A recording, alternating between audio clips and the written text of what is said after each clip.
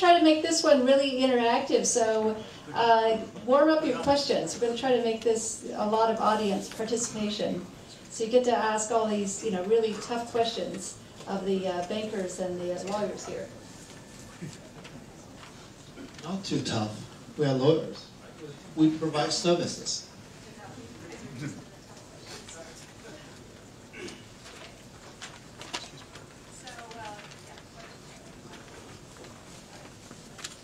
We have a mic roving in the audience for anyone who wants to ask a question. By the way, I want to also remind you that we have Wi-Fi in the room, and the code, I think you probably saw that as you walked in. But if you want to tweet or WeChat during the event, we're at Silicon Dragon and also my personal art at Fannin. Okay. So, Timothy, you mentioned that you worked on some really, really tough deals. What comes to mind as the toughest deal that you've ever worked on? Well, I have been in the legal practice for many years. This is actually my 20th year at my firm, Sidley. And I've done quite a few IPOs, a lot of PE transactions as well, such as Series A, B, C, whatever you mentioned, and also quite a few M&A transactions. I'm really impressed with quite a few of these tech chat presentations. I feel the one biggest mistake, I have to echo what Alan said just now. One biggest mistake for an entrepreneur to make in the whole process is your honesty. You have to really follow your heart honestly.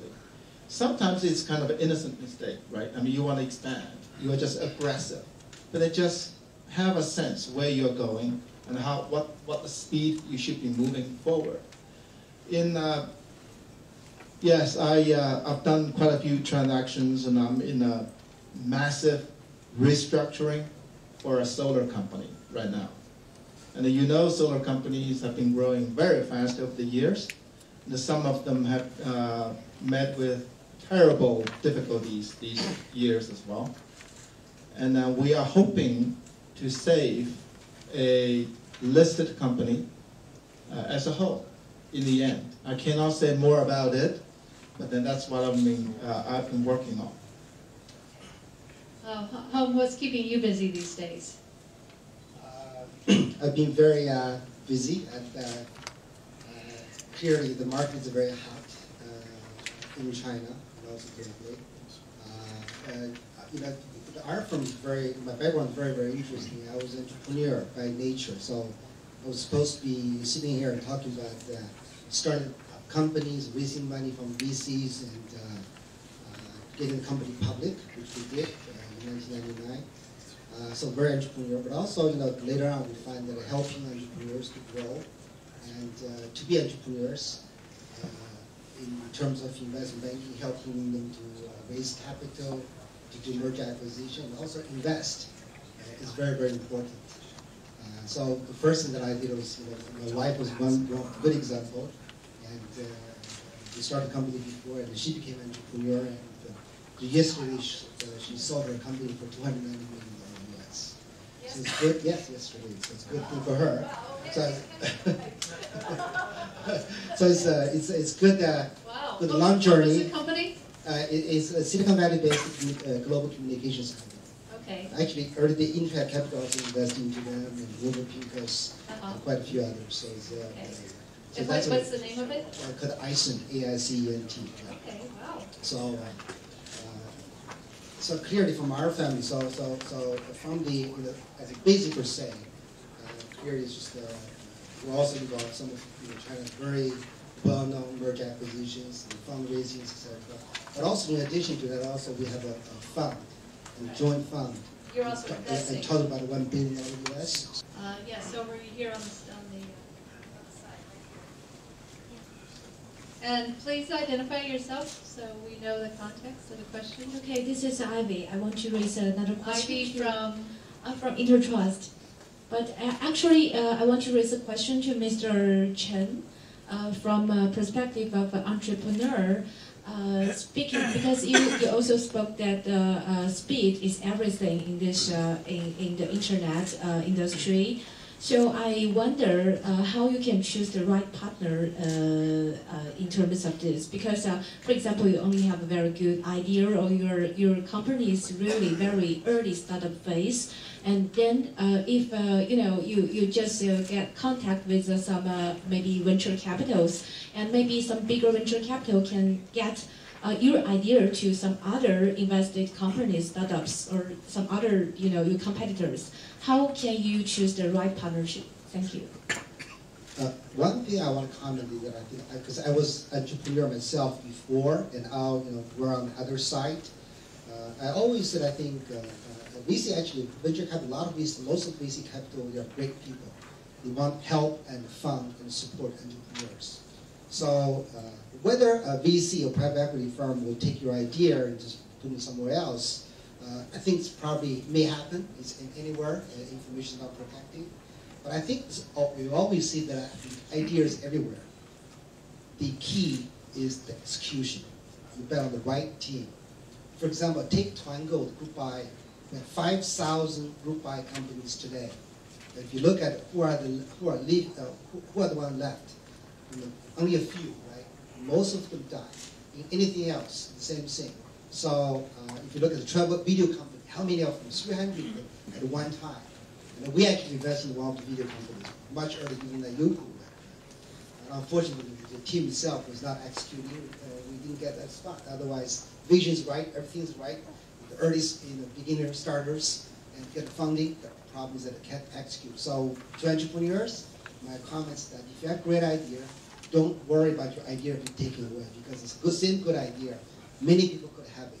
Go get the right VC firms you like, agree with you, same principle, and then move forward. I think that's the key. Don't worry about just hiding it. Thank you. Maybe I can add one more as a lawyer. Don't raise too much money in your series one. Make sure you have enough to move your operations upstairs. Then you raise Series B. So basically, you want to make sure you make the best use of your money. And then this is the way you're going to basically impress the VCs and also your investors. Okay. One last question. Yes, right here, and please identify yourself. Thank you very much. I'm an entrepreneur, and I have a company now developing a product that is produced only by ourselves, by Chinese, not like the BAT.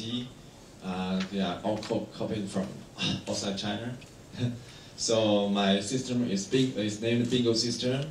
It is a system to help people to make more easier decision, and it's based on the social networking.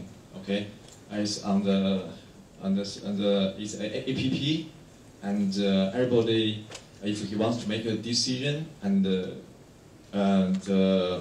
we can collect the talents and the power of all the networking, and to help him to make a easier and happier decision, to make the decision from. What's your question? Yes. Yes. Please. My question is, what can this kind of app? What's your? Is it interesting for the angels? Yeah. That might be more of a question for our next panel. I think I think they are interested. That's why they're here. And actually, now you see more. Our next panel is VC Angels. Yeah. But I still want to comment talking about the money raising, because I think is that because we've seen a lot, and we've seen that how aggressive the BAT, the bigger companies really moving forward to trying to dominate the market. So a lot of entrepreneurs are competing with the larger sized company. So whether you can be successful. A larger company has a lot of resources. Capital is one thing. They have a lot of cash. Another one, they have distribution channel. They have export. They have a lot of other things. So I think for a younger company, if you can focus on a specific segment and then execute well and raise capital, if people can continue to support you, and you might be able to do something out which you'll never think it's really wake up to be the winner. I'll give you two examples very fast. One, of course, is Jingdong was our clients. And when we raised the money for them in 2008, the valuation was coming down to about $40 million US, $50 million US. Still a lot of VC passed it, including our team. But then the company was able to raise money very fast. 6 months later, raised 100 million. Another 6 months, raised 300 million. And then another few months later, raised less than $1 billion US. So with Jingdong raising capital, you have the infrastructure. VC and private equity firm are believing them. They are able to build up the infrastructure and brand. If you look at it today, everybody is getting founders and entrepreneurs. But as a company, Jingdong very likely become one of the very important players on the e-commerce side because their business model today, B2C directly, and then in Alibaba's platform, they're starting competing and see which one's good at that. That's one example. Another one is Xiaomi.